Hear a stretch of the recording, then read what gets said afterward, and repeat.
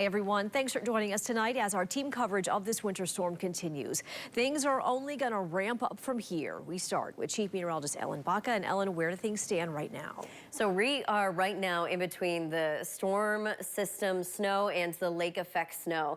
And this is a transition that we had been expecting to undergo. It's right now rolling into lake effect as we speak. And you can see in some of our area cameras, we've got the snow that's whipping in the wind, and that's already beginning to drop visibility. So as we make this transition over to lake effect, you might be noticing that the consistency of the snow is changing, but the lake effect is going to be around for us not just tonight, but all day Friday and all day Saturday. So this is a multi-day storm. That means it's going to take a lot of time for those snow accumulations to begin to stack up. Now, looking at Storm Track Live, we're very clearly starting to see some lake effect snow bands. These are likely going to increase with time as well. And these are going to be wrapping in from the northwest currently following the mean flow. But as the system begins to move out into Canada, it's also going to strengthen. And that's why conditions right now are expected to get worse as the night goes on. And then especially Friday, Saturday, we're expecting the worst conditions overall.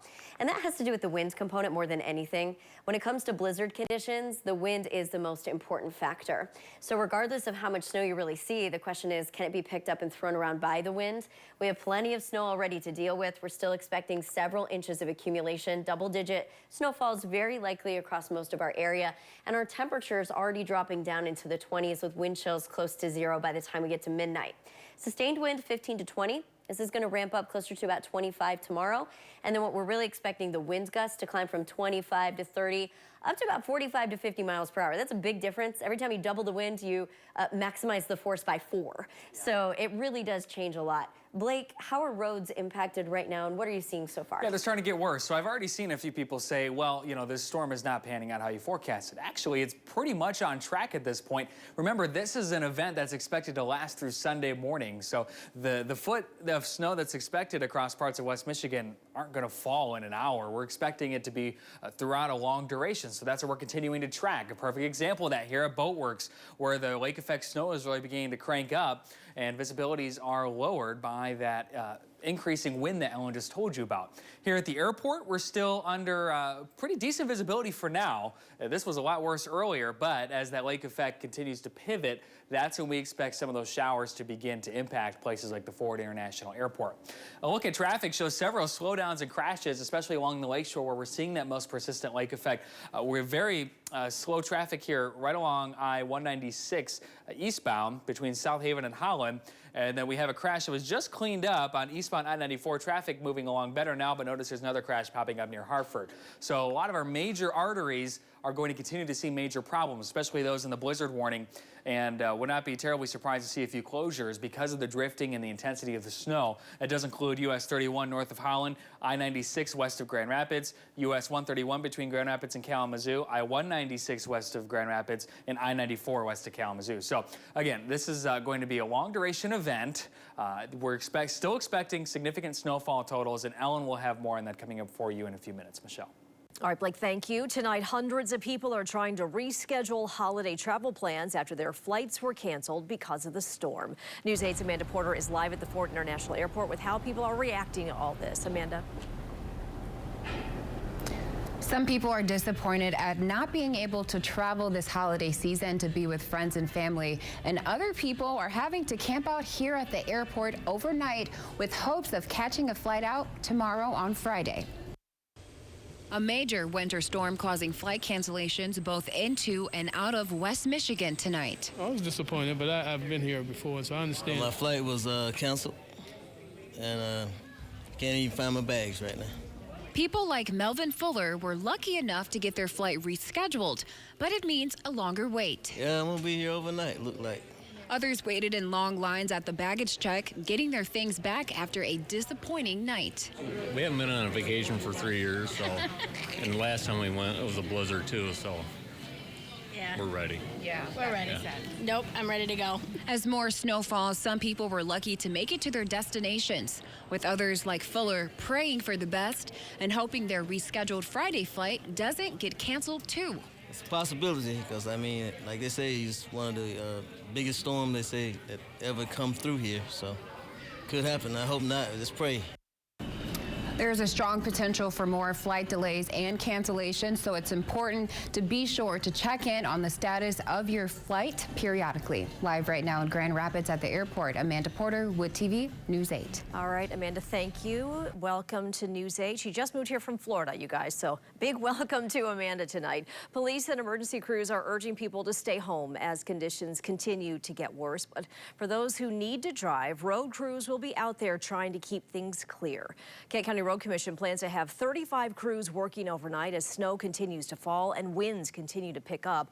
They say they have already seen drivers going too fast for the conditions, and once visibility gets lower, that becomes even more dangerous. At this point, though, they say they are not planning to pull crews off the streets.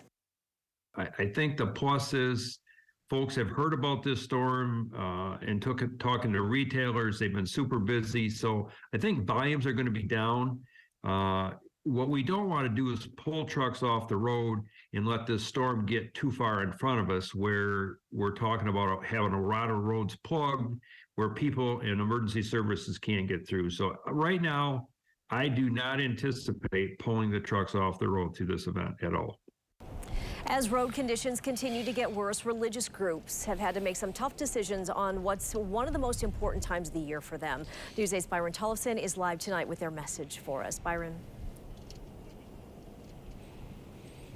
Michelle, let's just start with the conditions out here. I've been here throughout the day and it has gotten significantly worse. And what really makes it hard out here is the wind. It just has a bite to it when it comes at you. And the conditions have gotten bad on the roads.